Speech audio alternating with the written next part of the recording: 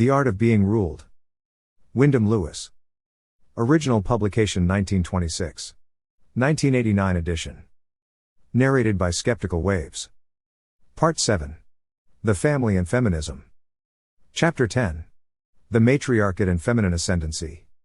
All orthodox opinion, that is, today, revolutionary opinion either of the pure or the impure variety, is anti-man. Its terms are those of a war or insurrection still, although theoretically the war is over and the position gained. But subtly and in the nature of things, it is no longer a question of adjusting an inequality, but of advancing, as of a superior nature, the qualities of the downtrodden, of the weaker sex.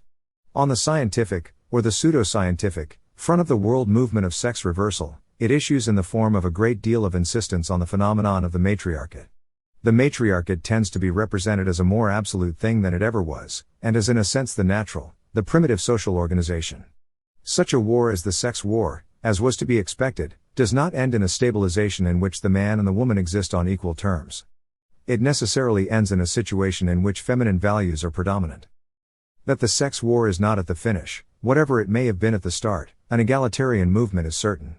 It is not an insurrection with an egalitarian watchword any longer, but a war for domination, not equal rights. The Nietzschean notions that converted in the vague general mind the Darwinian formula of a struggle for existence into that of a struggle for power operates here as elsewhere. In innumerable books and articles on the subject this tendency can be traced. A highly characteristic one is The Dominant Sex, by Matilda and Matthias Verding. Whether the order in which their names are printed is a survival of the days of chivalry, or is a token of the surrender of Matthias, we are not told. Abusing and overusing the slender evidence of the matriarchate, these writers' theory is that sometimes men have ruled the world and sometimes women, that the pendulum swings backwards and forwards, but that equal rights, or a rule shared equally by both, is only a transitional state, and is not the characteristic one. That one or other should be the top dog is the natural condition. There is, indeed, a tendency towards fixity in the relationship of power between the sexes, whatever that relationship may be. But there is a still stronger countervailing tendency towards change, towards progressive modification. The relationship of power is subject to the laws of motion. The present author's researches seem to justify the contention that the movement of the relationship of power between the sexes is undulatory, or that it resembles the swing of a pendulum. Automatically, masculine dominance is replaced by feminine, and feminine by masculine. In the swing from the prevalence of one form of sexual dominance to the other, the pendulum necessarily traverses the stage in which there is a balance of power between the sexes. This is the phase of equal rights. This movement, however, does not seem to be a simple oscillation. We do not find that the power of one of the sexes continuously diminishes, while that of the other continuously increases. The subordinate sex experiences from time to time reverses in its march to power, these reverses being followed by fresh advances. The dominant sex, on the other hand, the one whose power is declining, will win occasional victories even during that decline. The highest point of the movement of the pendulum is that at which the reversal of the movement begins. After the dominance of one of the sexes has been pushed to the pitch of absolutism, and when the power has reached a climax, the descent into the valley of equal rights begins. These writers excuse themselves presumably for the unsatisfactory nature of the evidence on which they have to rely for this mechanical and well-ordered picture by inventing something like Freud's censor. They imagine a despotic and marvelously thorough sex soul, carefully erasing all traces of the rule of the sex recently dispossessed. It will be seen that the Verdings deal in a type of historic psychology like the fatalism of the decline and fall of all empires, although for the foundations of their statements they have to get into the vague, vast, convenient region of proto-history and unlimited prehistory. But as to any movement on the part of these two minds to question the desirability of empire and domination at all, you would look in vain for it. If this mechanical oscillatory movement were, for the history of which we have any reliable record, correct, then would it not be strange to find these rebel minds, because a certain mechanical movement has always taken place, accepting it for all time? Should not the progressive ticket oblige its holder to something different to that? Is not, in fact, the historic attitude the very negation of progress, if progress is to break the spell, for is it not that? Of mechanical necessity?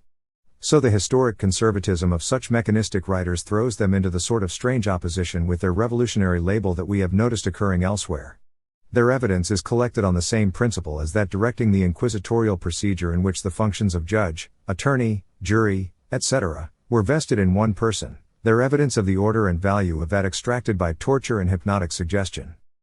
To wish back the patriarchal family, With the patria potestas of the Roman domestic despot at the end of the reactionary road, or the slave wife, because feminism seems to be rapidly becoming affected to a vast scheme of political exploitation, or because men, not yet free of women, have not the necessary initiative to institute a secondary war, to hasten the dissolution that has begun, and which, as things stand at present, falls most heavily on them, is the natural reactionary gesture.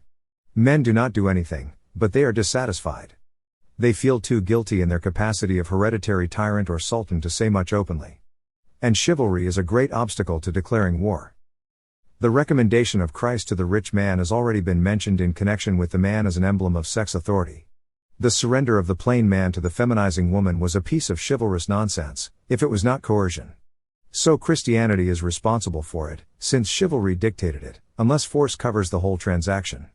But if the rich man, when he had given up his possessions, should howl like Timon because he was not then of so much importance, he would be a poor Christian. It is against Christianity that man should turn, the source of all his sexual woes. These two actions, that of surrendering any wealth you may have accumulated or inherited, and that of surrendering the privileges acquired and inherited by the caste or sex to which you belong, are highly to be commended, in my opinion. But what is not usually recognized is that they are of exactly the same order, just as a magnanimous Christian self-sacrifice in sex is the same as it would be in race. According to any worldly standard, they are both excessively stupid. The right of the child to freedom from family control is of a piece with the right of the woman to an independent existence. They and the rest of the sex innovations and theories of the family are in the nature of factory regulations, nothing more. The multitudinous mollusk in the body of which these changes occur has to be found a soft or a sentimental reason for everything that happens in such a tender and respectable place. But the real reason, although matter of fact enough, is not from the public point of view threatening or alarming. The truth always has to be hidden, whether it is good or bad. In itself it causes alarm, any truth is impossible to utter. Sorel writes, Marx, as is known, proposed this law, that every class which successively has seized power has sought to safeguard its newly acquired position of mastery by imposing on society conditions calculated to ensure it, the conquering class, its own revenue. Several times the same principle is employed by him in attempting to predict what would happen to the world as a result of a proletarian revolution.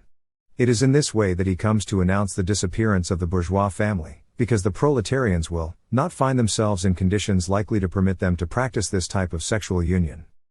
Since the great masses of the people are not likely to be in a position to prolong the family arrangement based on an individual home, marriage, and the family circle to which the European is accustomed, it will be abolished. That is the economic fact at the bottom of feminism. Given industrial conditions, the plain man and the plain woman will be better off if the unit of the family is abandoned.